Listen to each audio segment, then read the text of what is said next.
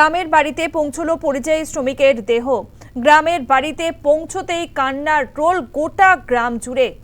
ইতিমধ্যেই আপনাদেরকে গতকালই জানিয়েছিলাম উড়িষ্যায় বেধড়ক মারধর করা হয়েছিল রাজমিস্ত্রি জুয়েল রানাকে। এমনটাই অভিযোগ।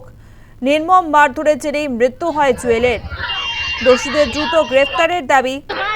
গ্রামের বাড়িতে পৌঁছেছে জুয়েল রানার মরদেহ। সুতির চক বাহাদুরপুরে কান্নার রোল।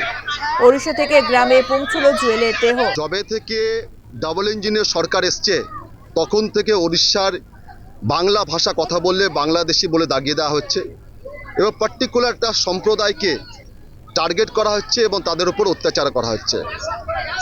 আমার প্রশ্ন হচ্ছে, মাননীয় মুখ্যমন্ত্রী 15 বছর ধরে পশ্চিমবাংলা রাজ করছেন, আপনি উন্নয়নের পাঁচালী নামক প্রচার করছেন, কিন্তু মুর্শিদাবাদ জেলায় আমের ফলন হয়, লিচুর ফলন হয়, মুর্শিদাবাদে বিড়ি শিল্প আছে, মুর্শিদাবাদে আজকে প্লাস্টিক শিল্প আছে। আপনি বড় একটা কোনো ইন্ডাস্ট্রি করতে পারলেন না, বাংলাতে করতেই পারলেন না, মুর্শিদাবাদে করেনি। যদি বাংলায় শিল্প তৈরি হতো, মুর্শিদাবাদ শিল্প হতো, কলকারখানা হতো, তাহলে এলাকার ছেলে এলাকায় কাজ পেতো। এখানকার ছেলেকে পেটের তাগিদে কর্মসংস্থার জন্য 1000 কিলোমিটার পথ পাড়ি দিয়ে কখনো ওড়িশা যেতে হতো না, কেরালা যেতে হতো না, বা বিভিন্ন জায়গায় ভারতবর্ষের বিভিন্ন জায়গাতে আজকে এই পরিযায়ী শ্রমিকদের ওপর নির্মম অত্যাচার হচ্ছে। আজকে যে মায়ের কোল খালি হলো সেই জন্য কিন্তু কোনো ক্ষতিপূরণ করা যায় না। কে ক্ষতিপূরণ? তার যে যন্ত্রণা আমরা দেখতে পেলাম। পরিস্থিতি আপনারা সবই জানছেন, সবই বুঝছেন। আমরা বাঙালি, আমরা ভারতবাসী, ইন্ডিয়া বিভিন্ন রাজ্যে, আমরা ভারতের বিভিন্ন জায়গায় আমরা কর্মক্ষেত্রে যাই। যেখানে ভারতবর্ষে ডবল ইঞ্জিনের মধ্যপ্রদেশ বলেন, আসাম বলেন, প্রদেশ বলেন, হরিয়ানা বলেন, রাজস্থান বলেন, সমস্ত রাজ্যে বাঙালি বাংলায় কথা বলতে গেলেই তাদেরকে আঘাত করছে। এর আগেও বহু ঘটনা ঘটিয়েছে সেই রাজ্যগুলিতে।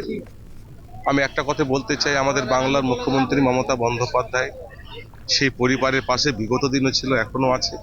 কংগ্রেস নেতা অধীর রঞ্জন চৌধুরী কি বলেছেন শুনবো। ঘটনা ঘটেই চলেছে, কিন্তু প্রয়োজন মতন আমি একটা ঘটনায় প্রতিবাদ করলাম, বাকি ঘটনা চলতে থাকলেও এটা না করে একটা স্থায়ী এবং সার্বিক সমাধানের রাস্তা পশ্চিমবঙ্গ সরকারের ভাবা উচিত বলে মনে করি। পশ্চিমবঙ্গ সরকার পরিযায়ী শ্রমিকদের জন্য বিশেষ পরিচয়পত্র ইস্যু করুক, যেখানে তাদের ডিটেলস থাকবে, যাতে কোথাও বিপদে পড়লে সেই স্থানীয় এলাকার পুলিশের সঙ্গে সেখানকার পুলিশ বা